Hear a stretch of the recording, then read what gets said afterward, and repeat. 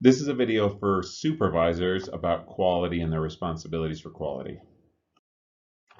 So in order for quality to exist, we have to be very, very careful as supervisors not to ruin those conditions. So the first thing that we have to be careful about and understand is if an employee fears us, they won't try new ways to improve quality. They won't experiment. If workers are to do quality work, they must believe that the manager cares about their welfare. And the second bullet point, an employee that works out of fear will only try to meet the requirements of their boss. They'll never feel comfortable experimenting or trying to improve things. So they'll only do the minimum. So if we want an employee to improve and do quality work and continually make it better, they cannot have fear. Another condition that has to exist in order for quality to be there is the worker cannot do work to keep them busy. If a worker is consistently doing work that doesn't contribute to the end product, they won't stretch themselves and do quality work. The third thing is the worker needs to be asked to give all that they can give. We're not just asking them to use their skills for their work, we want their skills and their mind. There was an employee that worked for Boeing for 30 years, and when he retired, he said, I gave 30 years with my hands to Boeing. They could have had my mind for free, but nobody ever asked. We want all aspects of that. We don't want them to just put something together as we tell them. We want them to improve it and look at the way that they're doing their work and improve the way that they're doing their work. So the fourth concept that a supervisor needs to know and a lean manager uses is that lean managers don't do the thinking and inspecting on behalf of the employee. We teach the worker to inspect their own work and improve their own work. Now, at first, you may have to inspect their work as a part of the coaching aspect, but once you see that the employee is capable of doing the work, you ask them to inspect their own work so it gets left correctly every time. Because remember, you can't be everywhere as a supervisor and inspect everybody's work. They have to be able to inspect their own work. And so quality will go up as a result. So the first bullet point says a worker's quality work is never the product of the evaluation of others. We cannot make all the quality improve if we're having to evaluate it as supervisors. It is always the product of self-evaluation and continual improvement, because quality does not stay stagnant. They have to continually look at the way they do their work and improve it. Second bullet point, the tradition of an inspector inspects, passes, or rejects the work is static and does not involve the worker.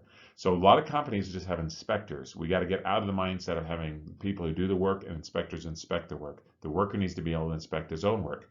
And in that scenario, the worker will only do work that is passable, maybe even good work, but very little quality. Treated this way, the workers rarely, if ever, do what they are capable of doing. They'll always just kind of meet that minimum. We don't want workers just meeting the minimum. We want them doing exceptional quality work, because that's how we keep our customers happy in the long term.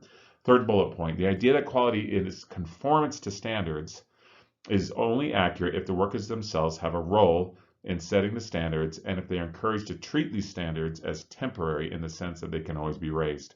So we really want the employee to also understand that although we have standardized work, we have standards of how we do our work, that we always need to be looking for ways to improve the quality of the way we do our work. The fifth condition is to understand that workers like doing quality work. Quality work gives you energy. It doesn't take it. It actually makes employees more energetic. When the quality is your own, not the supervisors, in other words, the employee is able to own their own work, it means a lot more to them. And the third bullet point says quality work gives the employee a sense of pride and ownership over their work. It becomes theirs. They own it. And it's not the supervisor anymore. It's theirs. And they love the work that they've done.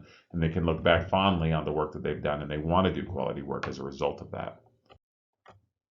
So if you have the conditions that are necessary in order for quality to exist, so you've eliminated fear, you ask the employee to do their best and to look at how they do their work, and you ask them to improve their work, and you help them understand that quality will actually improve their lives and that it will actually help give them pride in their work. And we set standards to help them to meet those quality standards. How do you improve it? So ultimately, quality is the result of a consistent, deliberate, and focused effort to develop the employee. So as a supervisor, one of your largest responsibilities, if not your largest responsibility, is to continually develop the employee and challenge them to do quality work. and teach them how to do quality work. The second is development of the employee must become more specific, it has to be more refined, and it has to be standardized for repeatability. So we have to record how we're teaching on videos, so it's more standardized so we can repeat it from group to group.